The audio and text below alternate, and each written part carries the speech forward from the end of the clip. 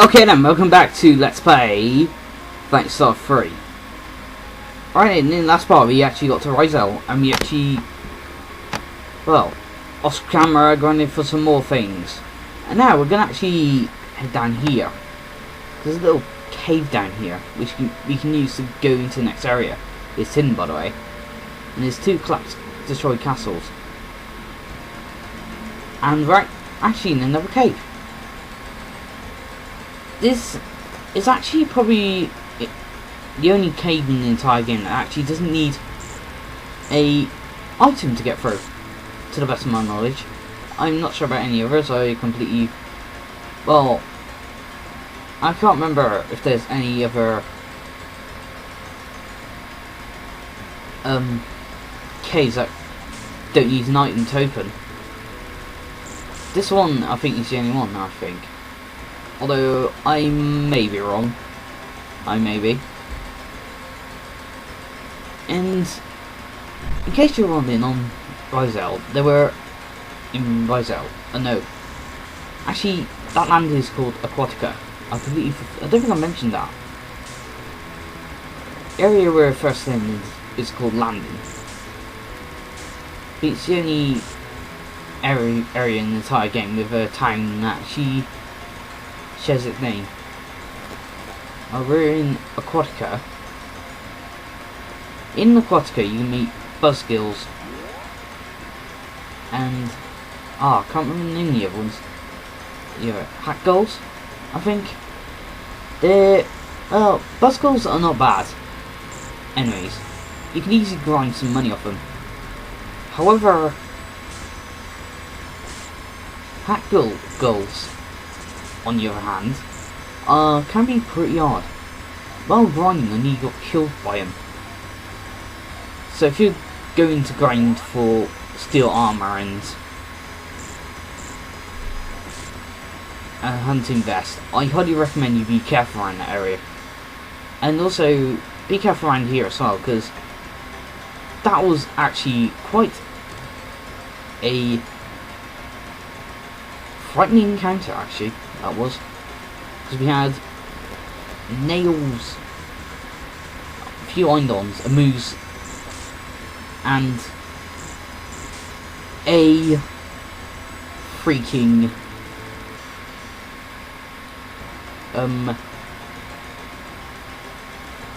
I've forgotten the names. Marvelous.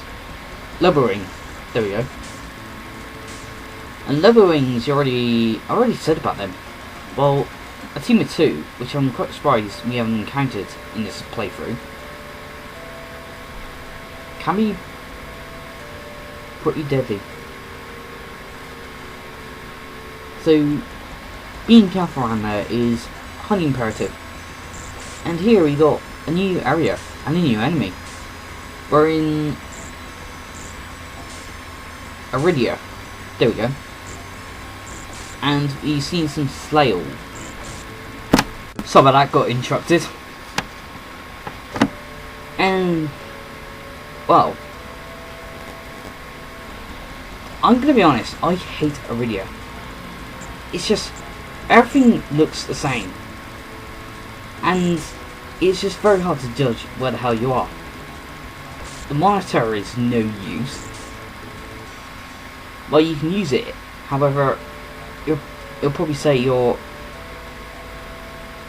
a little ways from in the direction of the next town, while you'd be standing right in front of it.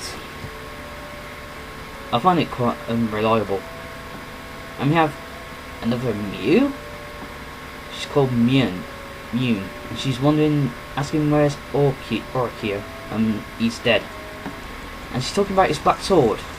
Black sword. Better remember that one. And we got another new enemy here, giants. I think they're probably as hard as Mews. Because they can cast 40. However, unlike the Mews, they kind of focus more on, you have more attack power. So if you see one using 40, better count yourself lucky, because that's actually quite probably the weakest attack. The attack power is not so bad.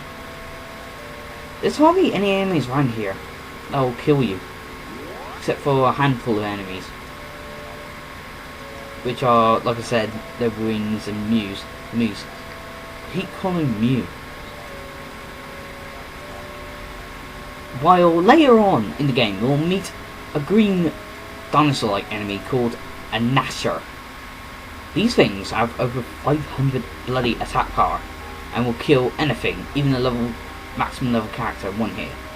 And okay then, now we've entered the town of Phantasy, which is governed by cyborgs. Although, if it's full of cyborgs, then why the hell are there human shopkeepers?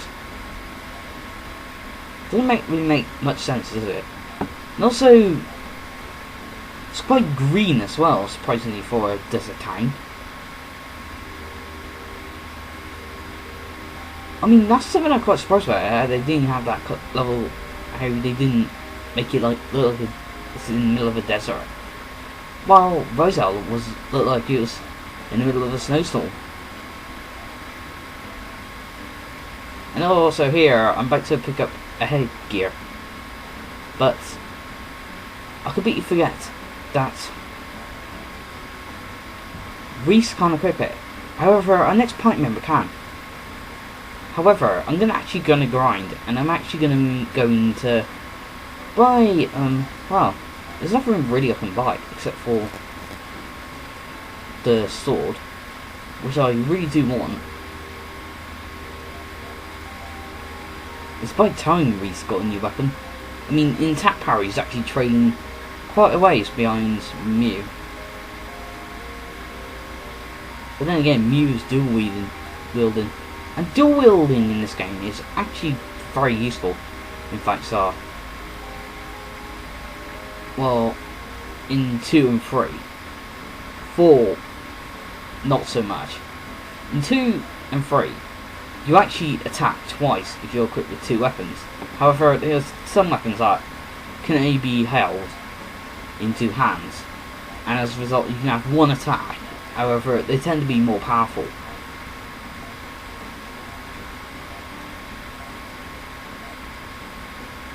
So yeah.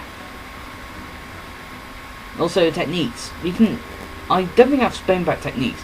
You can increase with your character